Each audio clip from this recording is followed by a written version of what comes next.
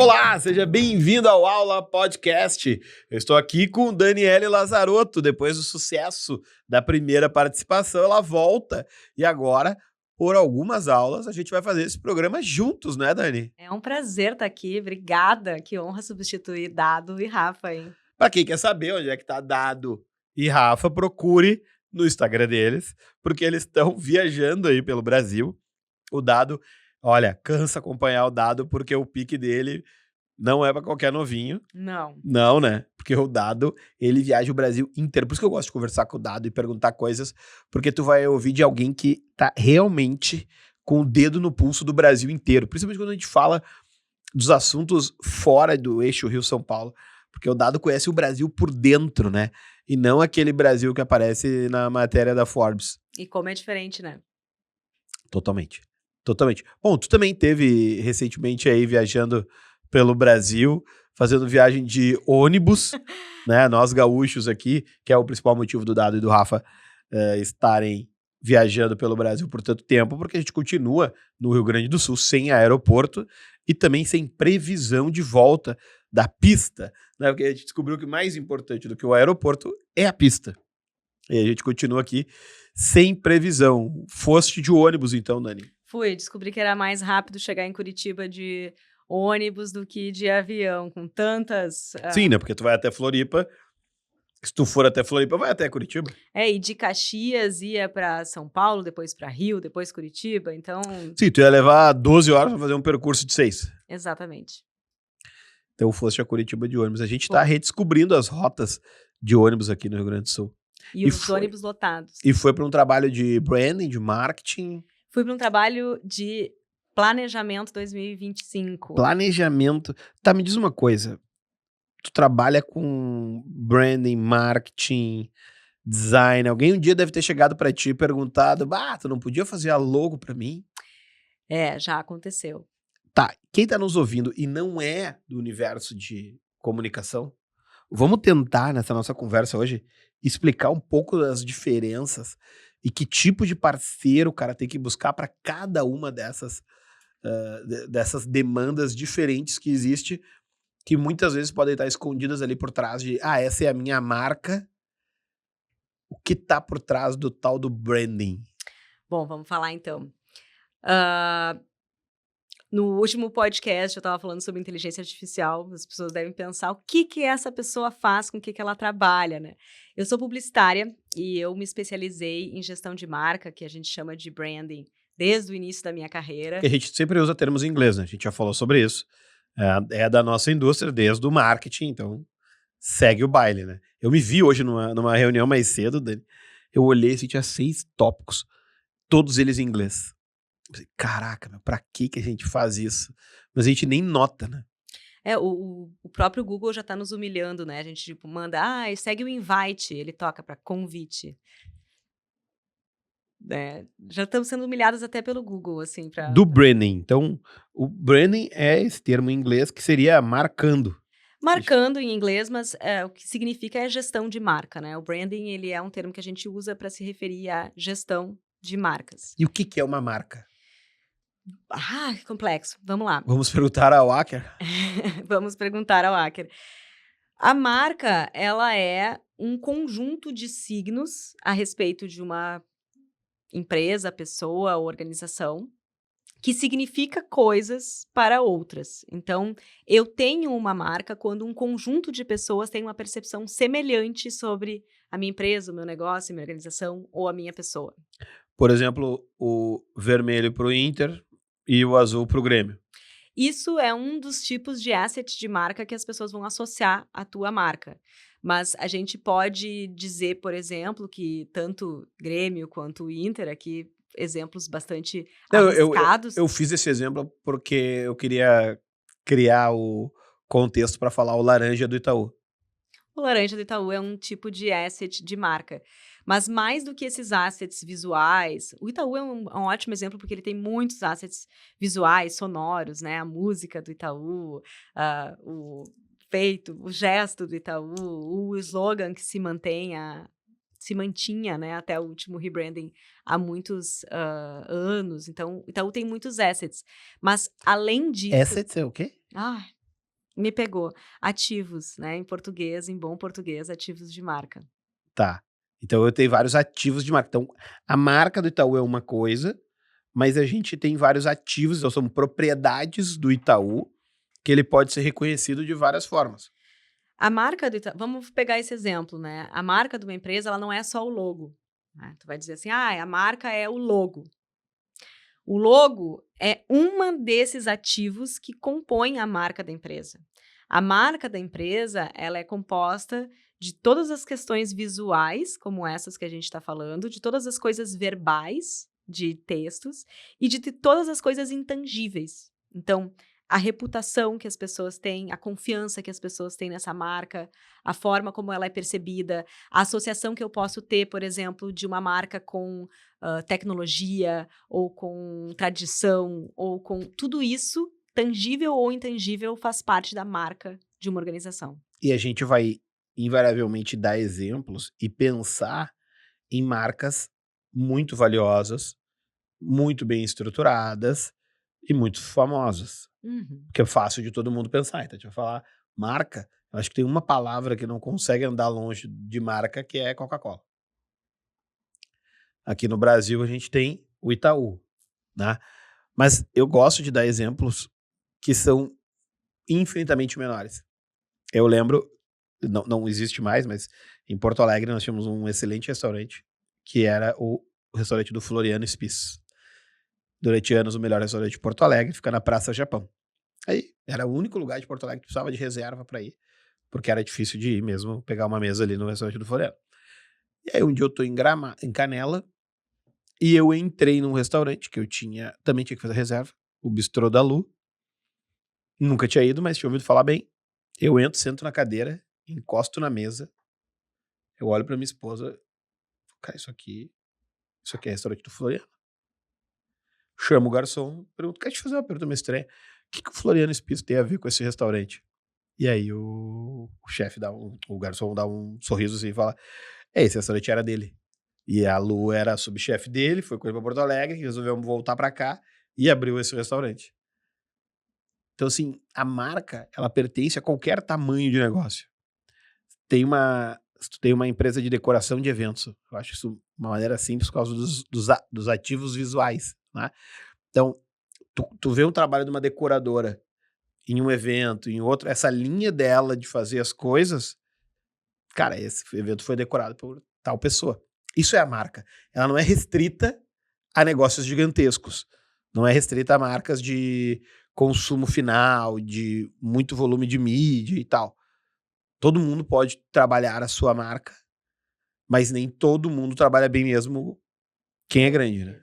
Eu acho que a tua explicação é perfeita, Guto, porque quando a gente vai olhar por que surgiram as marcas, né?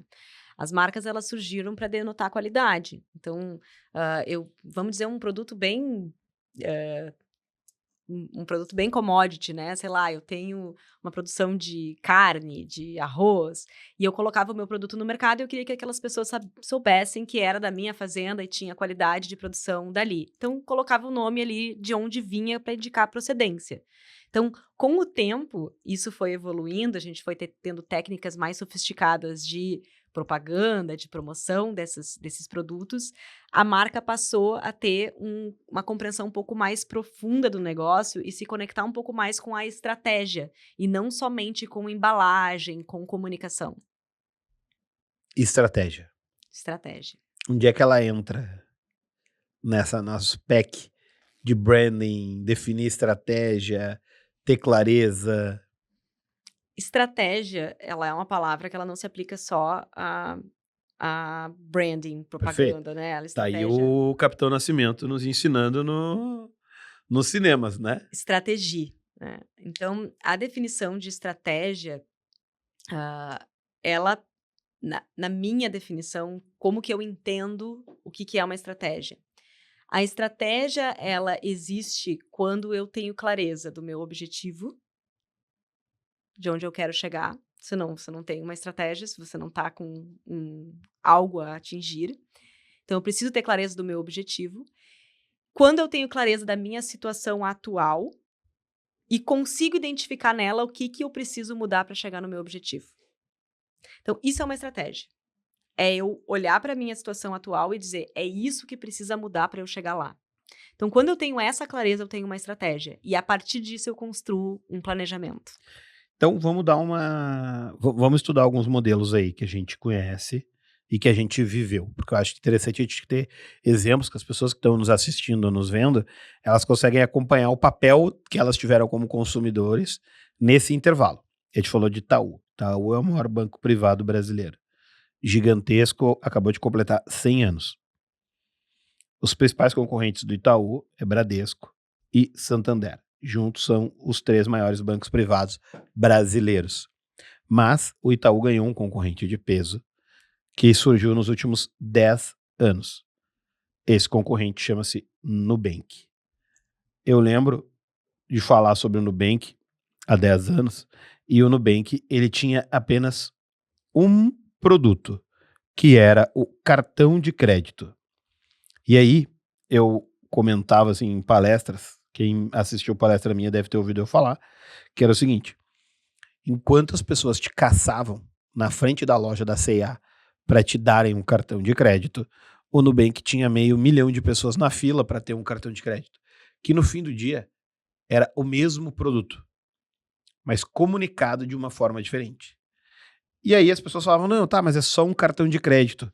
E aí eu falava para as pessoas o seguinte: se fosse para ser só um cartão de crédito, ele iria se chamar Nucard e não Nubank.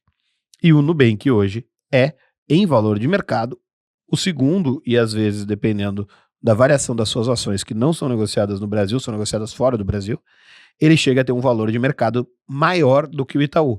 E isso é o valor da empresa, não quer dizer que ele lucre mais do que o Itaú, tampouco que ele fature mais do que o Itaú. Mas as pessoas que compram as ações do Nubank entendem que comprar um papel, né, um ativo do Nubank tem um valor de mercado igual ou às vezes superior ao valor do Itaú. Para isso eles tiveram que ter uma estratégia e um planejamento. Como que do ponto de vista de marca a gente pode ver essas coisas se construindo, Dani? Tu estava dando esse exemplo aí e eu me lembrei de uma palestra que eu montei há um tempo atrás, eu estava até buscando aqui, porque eu gosto muito desse case do Nubank, e para comparar o Nubank, porque a gente vai comparar o Nubank com quem, né? A gente não pode comparar o Nubank com o Itaú, a gente não pode comparar o Nubank com o Santander, que são players de muito tempo, players muito Tá falando antigos. de 100 anos, né? Estamos falando de 100 anos, estamos falando de 30, 40, 50, né, dos demais players Não, o desse Santander mercado. tem no Brasil, né? Exatamente. É a cidade, mas é um banco internacional.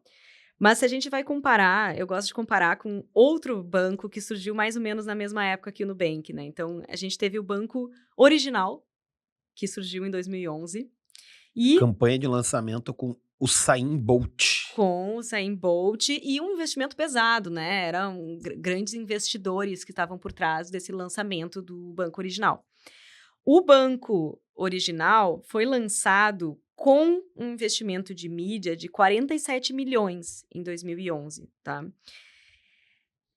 O Nubank foi lançado em 2013, um investimento de mídia que a gente não conhece, porque a estratégia de lançamento deles ela foi muito por marketing de guerrilha, então a gente não sabe exatamente quanto que eles investiram em marketing, mas em mídia foi nada, né? Uhum.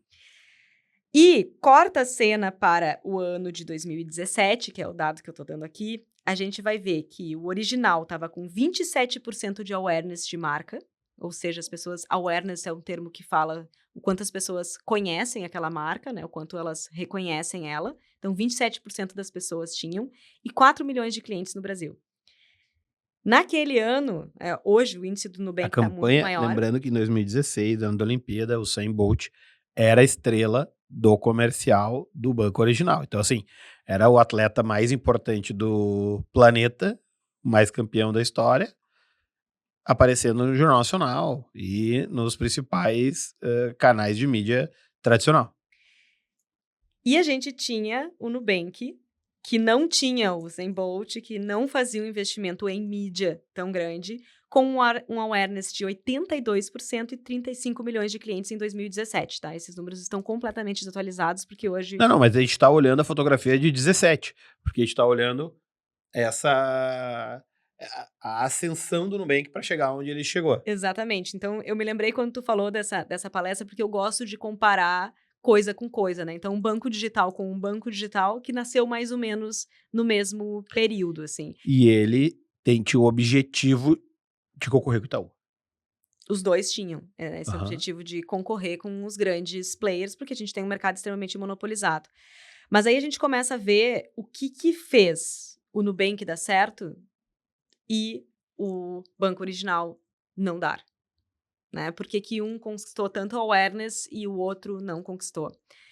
Do ponto de vista de marca, a gente vai começar a identificar várias coisas, assim. Então, a gente começa a ver o Nubank, que vem com um discurso muito forte de rebeldia, né? Então, ele vai desafiar o banco tradicional de uma forma muito direta. Então, ele não fazia rodeios, assim, para falar o que ele se propunha. Ele sempre se propôs a...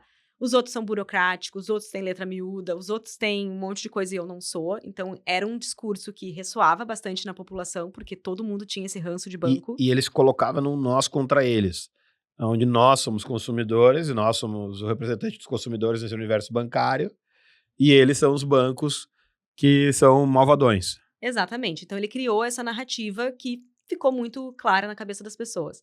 Tu citou a questão da escassez, né? Então, ele criou no início aquela fila de espera, onde você conseguia uma vaga para entrar no Nubank, ou seja, isso criou um boca a boca, porque as pessoas recomendavam e falavam e...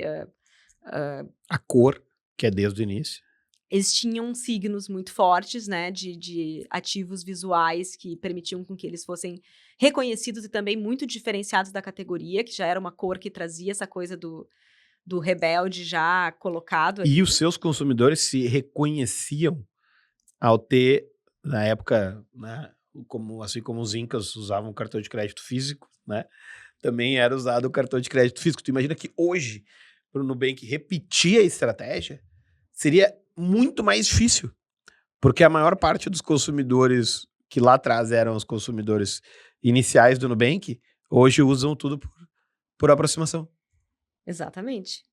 E aí dificulta as pessoas a reconhecerem visualmente o signo, né? Não, eu vou te dar um exemplo. A gente tá na ascensão dos bancos internacionais. Então, tu tem os dois players que disputam principalmente o mercado no Brasil, que é o Nomad e o Wise, né? O Nomad, o cartão deles é amarelo.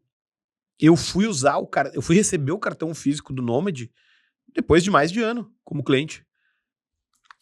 Esse aí. Porque eu abri a conta e passei a usar o cartão dele, por aproximação. Então é um asset totalmente diferente. A minha primeira conexão física de marca com o Nomad se dá no aeroporto de Guarulhos. Coincidentemente, eles tinham inaugurado numa sexta e eu peguei um voo num sábado. O espaço deles. Maravilhosa. Mais bem localizada. No aeroporto de Guarulhos. Então, assim, o desafio que o pessoal lá do Nomad, que tem os excelentes profissionais de marketing, eles têm um desafio sem essa característica física, que era o desafio que tinha o Nubank. E o Nubank conseguiu fazer isso com a escassez, tendo os assets visuais muito forte, uma narrativa de propósito que era engajadora com as pessoas. E o que ele conseguiu fazer foi investir, talvez, esses milhões de mídia que o concorrente estava investindo em experiências que significavam para as pessoas aquela diferença. Então, por exemplo, logo quando o Nubank surgiu, tinha aquela coisa de, eu fui assaltado às 2 da manhã e alguém me atendeu no chat. Então, você via histórias de relacionamento e de uso do produto que diferenciava muito do mercado. Eu tenho um case de um amigão meu que chamou no chat do Facebook o atendimento do Nubank e falou que ele tinha uma compra que ele não reconhecia. E aí o pessoal do Nubank falou, tá bom, nós estamos estornando aqui e nós vamos averiguar. E olha que interessante. Ele primeiro estornou, depois ele averiguou. Esse meu amigo chegou em casa e se deu conta que a compra era dele mesmo. E aí voltou no chat e falou, olha só, desculpa aí, cara, a compra era minha mesmo, eu não me dei conta. Então, ele usou esse dinheiro, que era um dinheiro da mídia, para primeiro confiar no cliente. Mesmo que isso tivesse um custo. Mas isso ia de encontro com esse propósito de rebeldia, essa identidade dele e esse objetivo de uma construção de longo prazo não rentável, porque o Nubank foi dar lucro depois de ter aberto capital. Então, quando ele abre capital, a gente passa a ter acesso a esses números. E aí é quando ele começa a dar lucro que ele volta para o patamar de valor que ele teve no IPO e agora ele ultrapassa esse patamar, né? Mas ele fez isso usando o dinheiro não para ficar conhecido, e sim para financiar a maneira como ele queria ficar conhecido. Se a gente fosse dar nome às coisas, né? Vamos lá. No branding, comparando aqui Nubank e Itaú, tá?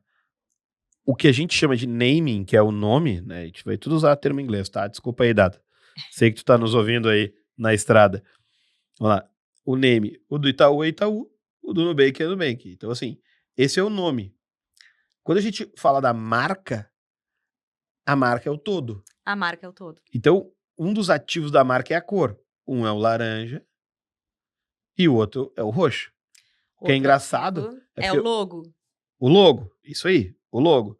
Que o do Itaú você tá imaginando aí. Quadradinho. E o do Nubank é o escrito. NU. Isso aí, Nubank. Uma coisa que é interessante é Itaú, né? Ele significa pedra preta. Segundo eles. Não, é uma a gente palavra... nunca vai saber. Não, mas é uma palavra do... Ita é pedra, né? E Guarani. U é preta. Eu já ouvi algumas interpretações diferentes, mas o que eles dizem é isso. Eu ouvi alguém falando que pedra preta é um negócio que dá certo no mercado financeiro, porque tu tem o BlackRock Capital também, né? Que é o maior fundo de private equity do mundo. Mas beleza. O Itaú, ele tem a marca. Aí o Itaú tem uma outra conexão que são... Desculpa, ele tem uma outra marca, que é o Personalité. Ele tem várias submarcas, né, de produtos segmentados. Que mais tem aí? Eu acho que chama Private, acima do Tem o BBA, o BBA. Itaú BBA, tem o Private, tem um abaixo, que é o Uniclass, que vem da compra do Unibranco. Mas eu acho que o Uniclass não existe mais. Existe. Opa, existe. Existe. Uhum. Eu achei que tinha morrido e tinha virado tudo Personalité. Não. Tem ainda, o Uniclass vem antes do Personalité. Já o Nubank agora que ele criou a sua primeira extensão de marca, que é o Ultravioleta. O Ultravioleta, que é para clientes premium. Até o nosso amigo Pedro Sampaio tá lá no marketing tocando isso. Ele que veio do PicPay, que por sua vez foi quem comprou o banco original.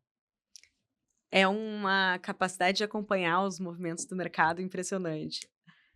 Mas é interessante porque eu gostei dessa tua comparação. Da gente analisar ele versus o concorrente dele naquele momento. Por que a gente tá falando isso aqui? Porque várias coisas aqui podem ser chamadas de branding e todas são. Sim, todas estão certas, mas quando eu vou fazer o branding da minha empresa, por onde eu começo? O que é mais importante para minha empresa? É escolher uma cor? Não, né? Até porque isso a gente pode mudar, né? A gente vai ver até o Itaú fez adequação nas suas cores recentemente, então todos esses signos de contato elas são coisas que podem mudar. Mas quando a gente muda, por exemplo, agora o próprio Nubank, eu acho que ele está passando por um rebranding invisível, né? Que é sair dessa coisa, sou rebelde, sou contra o sistema agora eu sou o sistema. Sim.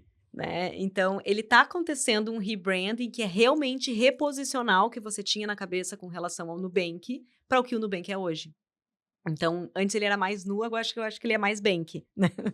Então, isso é um reposicionamento do que aquilo ali significa. Antes ele significava coisas grátis, o melhor atendimento possível. Juro mais baixo, tudo perfeito, pouco formalismo, mais experiência. E agora? Capitalização. o que ele está significando nesse momento. Então, ele está passando por um rebranding que nem sempre ele é um rebranding ativo, de desejo da empresa, mas é como a empresa age, informa o que a marca significa para as pessoas. Então, quando a gente vai pensar, tua pergunta foi, como eu começo meu branding, o que é mais importante? Eu sempre digo que as empresas precisam considerar 3 coisas na hora que elas vão pensar como se posicionar, qual a marca o que elas querem comunicar ao mercado. A primeira, tem que começar olhando para dentro qual é a tua intenção. Então, o que tu tem de bom, o que tu realmente faz bem e o que tu tem vontade de fazer bem. Né? Porque às vezes a empresa não está tão bem desenvolvida, por exemplo, no Nubank. Começou com um produto só, era um cartão de crédito, mas ela tinha vontade de ser um banco e intenção e dinheiro para ser isso. Então, tu já começa a partir dessa intenção. Então, o que você faz bem e o que você tem capacidade de fazer bem. Segundo lugar, qual é o seu público, seu mercado, para quem você quer ser alguma coisa e o que é importante para essas pessoas. Então, não só eu dizer que o meu público é X, mas eu entender quais são as coisas que importam para aquele público. E a terceira coisa, quem são os meus concorrentes, contra quem eu quero competir no mercado. O que eles estão oferecendo bem, o que existe de lacuna no mercado, como eles são vistos, o que ninguém está vendo nesse mercado. E além disso tudo, por fora eu analiso um pouco de cultura, de para onde o mundo está indo para eu conseguir me posicionar. Então, a primeira coisa que você tem que fazer antes de você pensar na cor, em Na qualquer logo, em qualquer símbolo visual, é você entender bem essas questões do seu mercado. Você tem clareza de o que você quer oferecer e com qual tipo de qualidade e características, para quem você quer oferecer e com quem você vai brigar. Então, a partir disso, a gente começa a conversar sobre estratégia de marca. Tu falou uma palavra que eu gosto bastante. Clareza. Clareza é poder. Nosso slogan na Cordão. Clareza é poder. E aí tu falou sobre clareza de o que fazer. Para quem. Para quem. E roubando o bolo de quem, né? E no mercado. Em qual mercado? No mercado. Mas tem um cara que escreveu um livro muito famoso, tem um TED muito famoso, que é Golden Circle, Simon Sinek. Que ele fala, comece pelo porquê. Uhum. Chegou a hora da gente rever Simon Sinek? Sim. Sim, a resposta é rápida. Então, gente, eu acho que Simon Sinek, eu até escrevi um artigo alguns anos atrás sobre isso, que faz 15 anos já. Naquela época eu tinha feito 15 anos que saiu o TED. Eu ia dizer, faz mais? Agora já deve fazer uns 18. Vou pesquisar aqui. Mas o Simon Sinek saiu em 2012, se eu não me engano. 2010, 2012 foi a aparição do TED dele. E faz um tempo já que isso saiu ao mercado. E o que é importante a gente entender sobre qualquer coisa? Tudo acontece em ciclos de tendência e contra-tendência. Então, antes a gente estava num discurso extremamente mercadológico, era o início da era digital, então as pessoas estavam... Correto. Aquela coisa 2009. 2009, 2010. A gente tá falando de 15 anos, isso aí. Então, estamos falando de 15 anos. Vamos voltar, então. Não, mas tá ótimo. Porque tu falou, tu acertou, 15 anos. Estamos falando de 15 anos do Simon Sinek. Do Simon Sinek, desde que o TED dele saiu. Tudo no marketing acontece em espasmos de tendência e contra-tendências. Então, quando ele lançou isso ao mercado, a gente vinha de um início da digitalização, início da mídia programática, onde tinha o clique aqui, compre de mim, compre mais rápido, compre, né? Era um início da digitalização, aquilo estava muito fresco. Pré-redes sociais, tá? Então, ele vem com esse discurso baseado em propósito, que fez muito sentido para a época e inspirou muitas empresas. As empresas foram adequando a sua atuação para comunicar mais o porquê do que o quê na época, e falar, então, muito mais como o Nubank estava falando de estou aqui para combater a burocracia no sistema bancário. O Nubank usou o Simon Sinek. Usou total o Simon Sinek, muitas empresas usaram, e isso chega em 2020 com a pandemia com uma total saturação. Porque aí a gente começou a ver, na pandemia, um discurso demasiadamente baseado em propósito. Muitas empresas que não estavam comunicando o básico sobre sua oferta e tentavam subiu o discurso cada vez mais emocional, até que a gente ficou com marcas de maionese falando sobre mudar o mundo. E aí você ficava assim, tá, como é que essa maionese muda o mundo mesmo, né? Então, E aí, na contratendência, tem um Burger King vendendo hambúrguer então saturou. com todo sabor possível, sem querer mudar o mundo.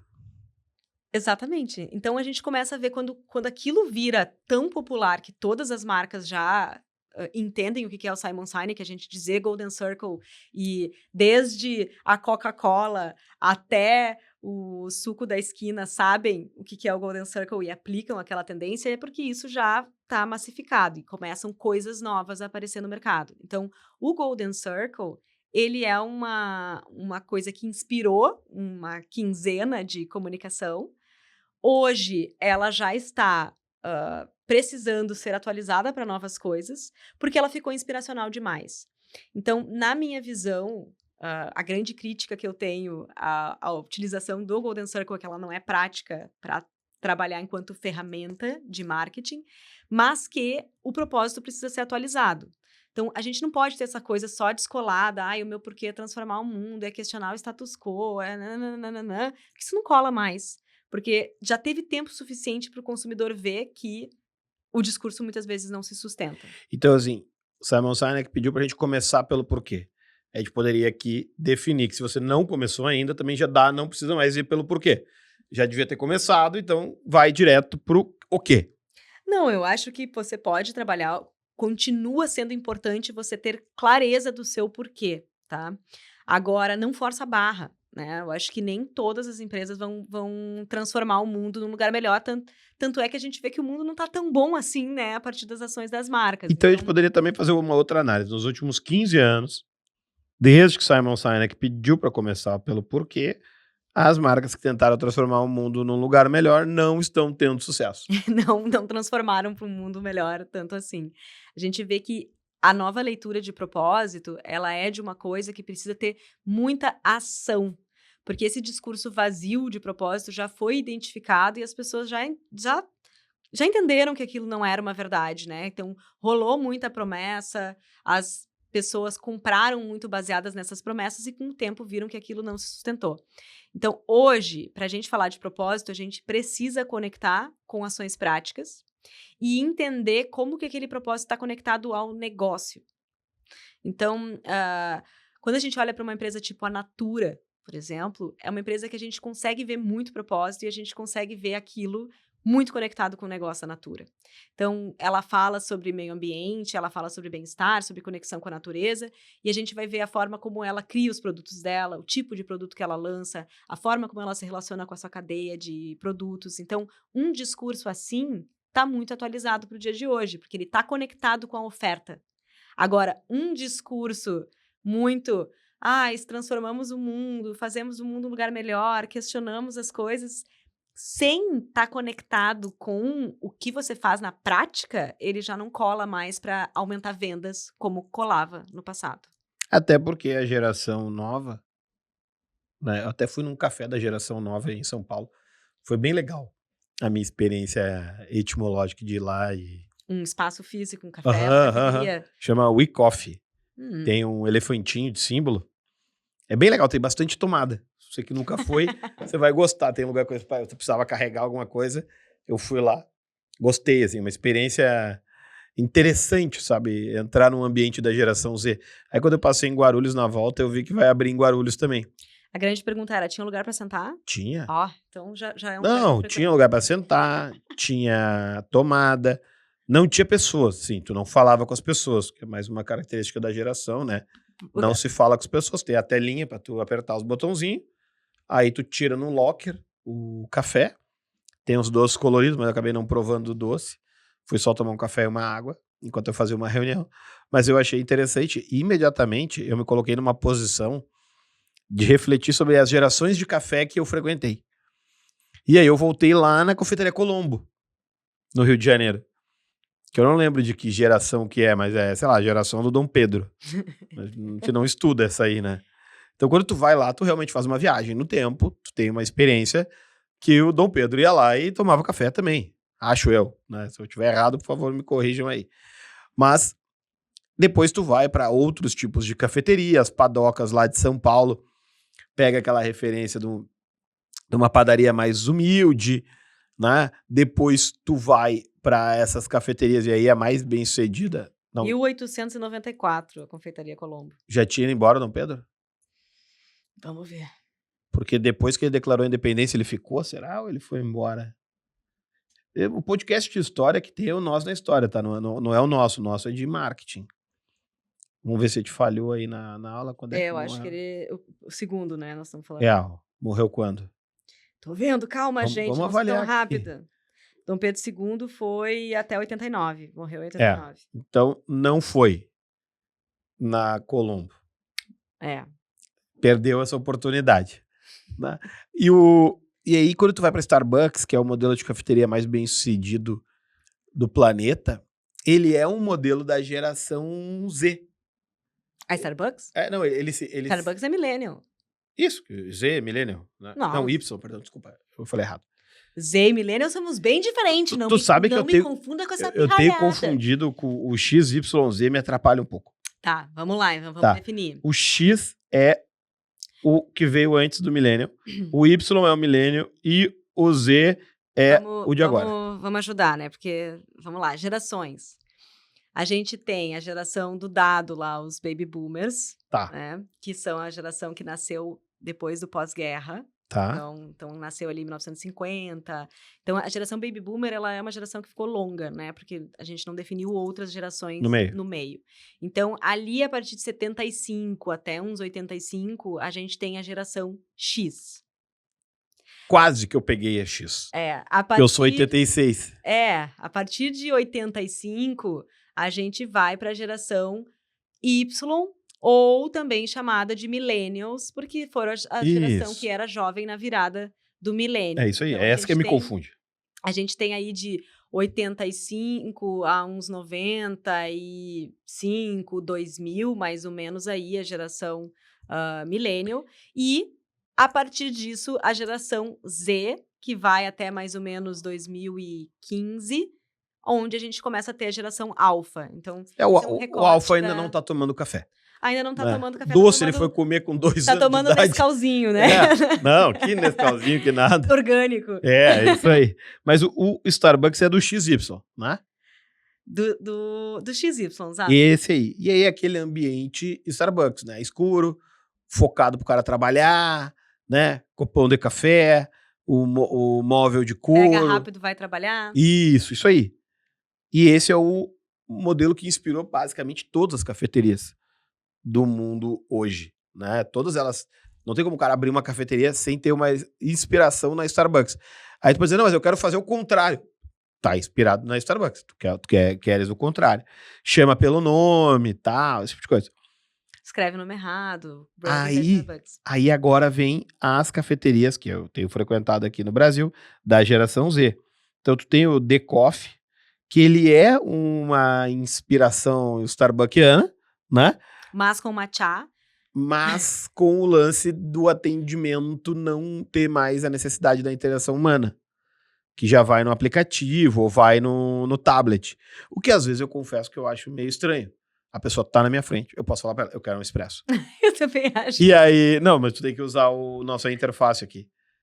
Mas eu só quero um expresso. Né? E aí eu tava no shopping e custava R$16,50 uma água prata. Que delícia. Que é uma água nacional. Beleza, R$16,50, 300 ml. E aí eu achei um pouco demasiado o preço pra eu pagar na água. Resolvi andar, achar outra cafeteria, caí nessa We Coffee. Eu tava lá no Shopping Morumbi, em São Paulo, um shopping que eu adoro, da Multiplan, maravilhoso. E aí eu tava na We Coffee, eu vi que custava R$12,50 a água. Mas era uma água importada. Bom, pelo menos tem um custo de importação. tem uma lógica, entendeu? Em custar mais caro. Acho que eu não lembro, a San Pellegrino, alguma coisa do gênero. Porque só tinha a San Pellegrino e a Panna, que é uma água importada italiana. A Panna sem gás, a San Pellegrino com gás. E aí eu tomei a San Pellegrino e o café. E aí eu vivi essa experiência ali, daquele ambiente. E aí eu tirei uma foto, botei no meu Instagram, e tinha uma sigla chamada DPA. pelo que eu entendi, é um desenho infantil. E vários pais de filhos mais velhos que o meu, então que devem ter de 2 a 6 anos, falaram, nossa, meu filho adora esse DPA, tu podia ter me trazido o negocinho, tipo aquele que o McDonald's tinha, sabe, tem, né, a folhinha aquela de interação. E eu vi, cara, eu já não sei qual que é a referência dessa Tô por geração fora também. Pois é. Então, e todos os elementos, é cor, é tudo branco, tem o LED, Branco? tudo branco. Porque uma das coisas que é bem característico de geração Z é o maximalismo, né? Até me surpreende ser. Mas não é o branco apagado, assim. É umas formas, como é que se diz? Arredondado, assim, tudo. A aesthetic para artístico. Total. Porque a gente tinha a geração do. Eu me senti dentro do TikTok de um influencer, sabe? Aham. Eu era, sei lá, a tia, o tio que aparece no canto, assim, trabalhando, era eu. Eu tenho um sonho de criar um restaurante cujo nome é Chick Foods. Que eu quero recriar receitas que eu vejo no TikTok, porque é um hobby da minha vida, é recriar receitas do TikTok. E fica bom? Fica tudo maravilhoso, a gente aprende tudo no TikTok. Aprendo a fazer maquiagem, aprendo a fazer receitas mil, e ainda eu sento para conversar com as pessoas e digo, eu li num artigo muito interessante. Mentira, era tudo TikTok. Interessante. Uhum. A galera ali era Eu sou uma millennial que tá infiltrada ali na geração Z. no ambiente Z. Tá, então a gente fala de marca, né? E aí a gente acabou falando do Starbucks, The Coffee, We Coffee, Confeitaria Colombo. Todas essas são marcas.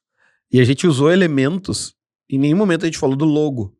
A gente falou sobre ativos de marca que nada tem a ver uma coisa com a outra. E essas marcas novas, né?